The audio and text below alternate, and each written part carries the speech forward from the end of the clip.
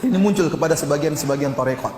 Sebagian tarekat punya keyakinan tersendiri yang tidak diyakini oleh yang lainnya. Kenapa? Karena sumbernya bukan Al-Quran dan Sunnah. Kalau sumbernya Al-Quran dan Sunnah, semua orang bisa tahu, ya atau tidak? Islam ini untuk semua orang atau tidak?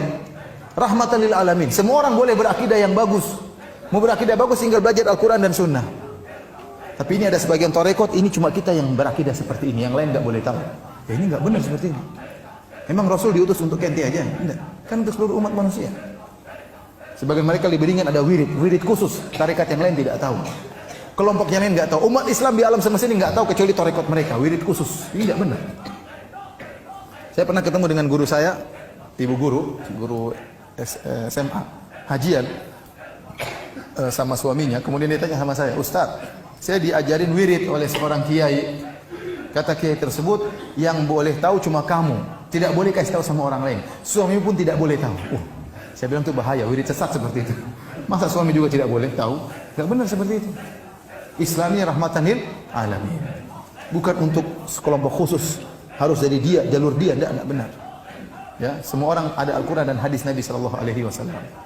Saudara kandung kami yang mengikuti ilmu atau aliran tasawuf, ma'rifat, tawajuh, yang mereka menafsirkan Al-Quran menurut fikiran mereka sendiri, karena ini indikasi syirik dan menjauhi ilmu tauhid.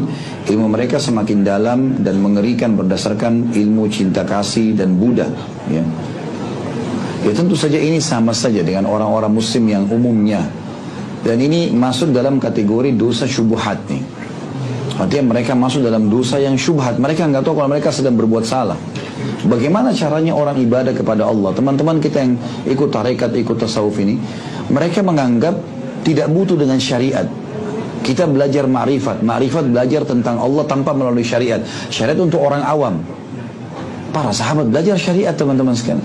Bagaimana kita bisa sampai pada tingkat ma'rifat memahami Allah tanpa syariat? Nggak mungkin itu. Mustahil. Bahkan mereka menyusun di setiap tarekat ada maqamatnya sendiri. Tarekat ini, tarekat ini, tarekat ini. Tarekat itu kan diambil dari kata-kata bahasa Arab tariqah, yang berarti jalan menuju mengenal Allah. Tapi maunya jalannya masing-masing sendiri. Makanya tarekat ini caranya beda, tarekat ini caranya beda. Padahal Islam tidak punya itu ya. Cara ibadah kita satu, halal jelas, haram jelas. Cara sholatnya sudah jelas, membatalkan sholatnya jelas, kewajiban dan sunnahnya. Ini semua jelas semua kok, nggak ada sesuatu yang baru. Tapi akhirnya mereka buat tarekat-tarekat ini, jalan-jalan ini menuju kepada Allah, tapi cara sendiri. Makanya mereka buat maqamat, maqam 1, maqam 2, maqam 3, maqam 1 istighfar 1000 kali, maqam 2 sholat sekian 1000 rakaat, dan seterusnya. Nanti maqam tertinggi jadi wali Allah, boleh nggak sholat? Karena dianggap wali Allah. Ada di antara mereka yang mengatakan, saya baru pulang sholat dari Mekah. Ini aneh, sholat apa ini di Mekah?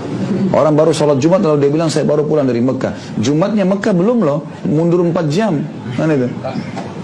Nah, kadang-kadang seperti itu ya. Jadi harusnya jangan sampai masuk dalam hal-hal yang syubhat, yang bisa memasukkan kita pada hal-hal yang keliru ya.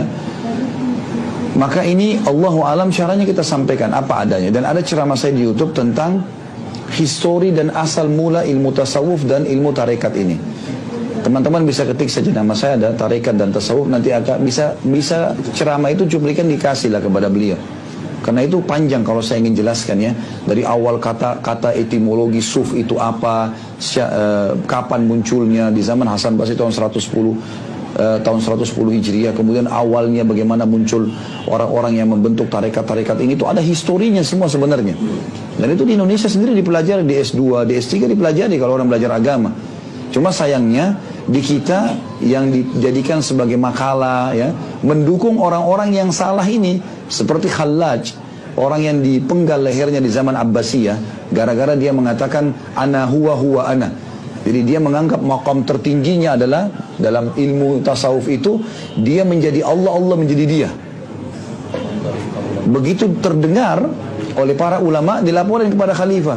Khalifah suruh taubat, gak mau, dipenggal. Tapi di Indonesia dianggap Khallaj itu seorang tokoh yang dekat sama Allah. Dekat sama Allah bagaimana nih? Rasulullah tidak pernah bilang saya Allah sembahlah. Bagaimana Khallaj bisa mengaku itu? Tapi kita anggap tokoh dan dipelajari di S2, dipelajari S3, jadikan sebagai makalah. Saya waktu belajar S2 di Indonesia sempat ada pelajaran tasawuf. Dan yang paling kritis ke dosennya itu saya kebetulan pada saat itu. Karena memang tokoh-tokoh ini semua dianggap tokoh dan harus mahasiswa buat makalah menokohkan orang itu. Gimana bisa ini? Di zaman dulu aja dipenggal oleh khalifah dan para ulama mengkafirkannya gara-gara mengaku dia Tuhan. Lalu kita mengatakan dia tokoh dari mana ini? Dan dipelajari di S2, di S3 nih. Buat makalah menokohkan orang itu. Dan mahasiswa yang datang sudah menjadi kayak semacam kebiasaan mahasiswa kita. Kalau dia baru masuk di S2 misalnya atau di S3, ada makalah judul tertentu, orang tertentu, biografi orang. Dia tinggal cari orang-orang sebelum dia, angkatan sebelumnya, lalu tinggal diganti namanya. Itu sudah jadi kebiasaan, malas, tidak mau masuk ke perpustakaan, gak mau nyusun, ganti cover depannya, sedikit diganti tulisannya sama saja. Itu turun-temurun tulisannya itu. Nah itu yang dilakukan, jadi akhirnya tersebar. Ini keliru ini teman-teman sekalian, keliru ya.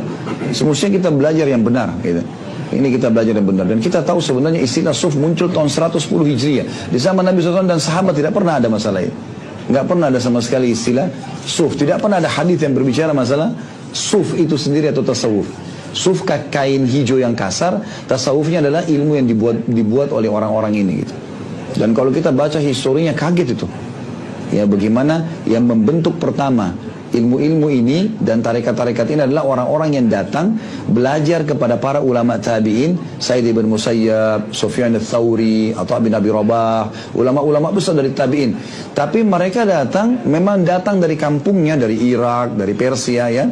Itu mereka datang, memang mereka niatnya bukan mau belajar. Mereka datang, mereka duduk 6 bulan, 5 bulan, kemudian pulang, lalu bilang, saya muridnya Sa'id ibn Musayyab, saya muridnya Atha bin Abi Rabah. Oleh masyarakat ini ulama besar, ini muridnya, maka ditokohkanlah. Mulailah dia buka tarekat sendiri. Tarekat menyembah Allah, caranya dia, bukan ikuti gurunya. Ya, kalau guru-gurunya ini ulama-ulama besar ini, mereka mengajar menyembah Allah dengan cara satu yang diajarkan baginda Nabi SAW. Ya. Maka ini harus hati-hati teman-teman sekalian ya. Kadang-kadang ada tarekat tertentu bangun tengah malam, saya dikirimkan cuplikannya begitu, lalu disuruh wirid tertentu, lalu kayak orang kesurupan, teriak-teriak ya. Nggak pernah dalam Islam ini, aneh-aneh kan itu. Islam nggak ada aneh-aneh teman-teman sekalian, jelas kok ibadah kita. Jangan lakukan hal-hal yang membuat orang lain juga a priori dengan Islam ya, orang menganggap Islam itu tidak benar, padahal sebenarnya tidak seperti itu.